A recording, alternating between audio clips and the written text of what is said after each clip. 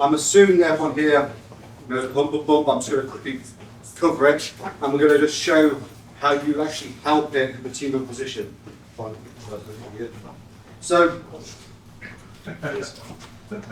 just quickly go over the Hump and Bump. I'm pressing in, tight to him, tight around the waist here. And I'm going to step round. Now, when I do a circle, my leg goes along the list, taking his weight out from underneath him, attacking the hips. Just the key thing, and I'm just going to mention this once, that everyone really gets wrong, is they get here and they try and step behind like that. They just do one straight step and they get here and they can't go deeper behind. You have to do a circular motion with the hips and then bring your foot along the rail like that, with your heel to the sky. That's all the mistake that I see 90% of everybody in the world making.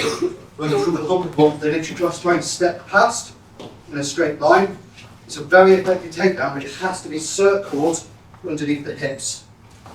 So remember that point, because almost all of you are going to make that same mistake. So like second biggest mistake while you're hitting is Hump and Bump is when the back is square on the list. Right? I see lots of people try to do Hump and Bump when people still sort of square to them. So when you shoot for Hump and Bump, it's when people are like this, right? So if you do want to break Hump and Bump, you have to put them to the posture, right? So if you see that, he puts me in there. This is where I want to be. My back is flat with this. That's where you shoot for Hump and Bump. Okay. So, Barney, body. So, just to go over this as a 2-on-1, because I haven't seen anybody do this as a 2-on-1 outside of our company. If you did do it, I apologise if I didn't see it. But almost everyone is treating this as just a solo attempt. So if I'm coming in on Boas to try and flatten him out, maybe, yeah, Boas is a big strong lad. He's very hard to flatten out. Boas will often, stop from doing so. This is where someone like Barney can help, because Barney can help flatten someone like Boas out. Push him in. And then when we're here, we can both go for the pump at the same time. And if we both get it, he'll drop on his back. Or if I get it, I will shout mine. If I fail to get it, because Boas steps over my leg, turns his hips to escape me, I will shout yours. Barney shouts mine if he gets it. It's a very, very simple communication I want the whole UK using when we're trying to help work together. Yours, mine, yours, mine. If I get it, I'll say mine. If I fail it, I say yours. Then it's all you need, it's yours and mine. It's very simple communication that way. Now, when we're going in to help each other on this Hump and Bump, if I've shot for it, Boas's escape is largely going to be that he has to turn his hips away from me to stop me getting it, which gives it Barney, or in this case, he's escaped from Barney. Now, he's no longer flat to the list. Again, for the 2-on-1, this is something that we see is this, Boas gets off the list and turns to face Barney, and people still trying to go for it. Over here, I've got no leverage, he's led towards Barney, can't take him out. So, we'll move on to something else. Don't get so obsessed with a takedown that once it goes past the point, like Boas said, the main thing is you have to have that balance to this list. If his back comes off the list, then you just move on. And that's why we've got the head with the Misotagari in there, because if Boas escapes, well, okay, I turn, Barney can now push Boas's head up. I now have a head grip that goes one to the other.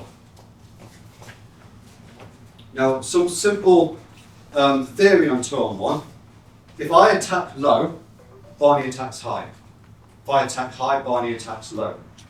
So if we're coming to attack Boas, and I attack his head like this, well, Barney's going to go low to the legs, because I'm high.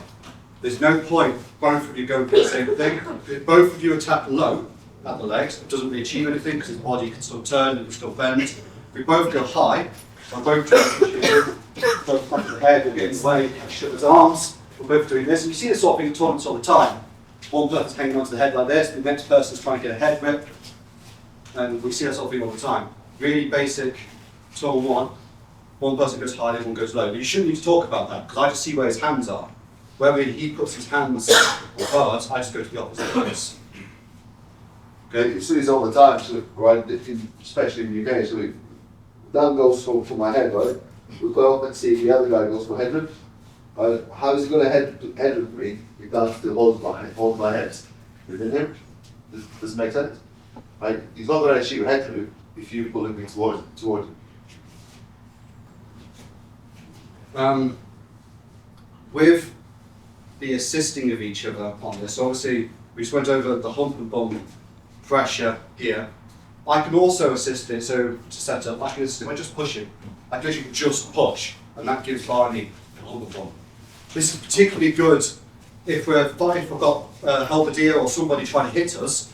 I can put a block in, I can just push here, like this, I can find somebody else, particularly in 12s or 30s when there's a lot going on. It can be, the assist is just as simple as that. Flatten him, or the person gets the takedown. With a lot of this stuff, it's about assisting more than the takedown. If you are assisting really well, the takedown's easy. Too often we think we want the takedown, so we shoot for the takedown rather than focusing on assisting. And if you both have ended up assisting each other, well, by that I mean we both have the same idea, we want to flatten him, well, okay, then he's flattened. It means that one of us at this point then might go for the takedown because he's set up for it. But if you both just immediately attempt the takedown without setting up for your person, you probably won't be in the position that you want him in.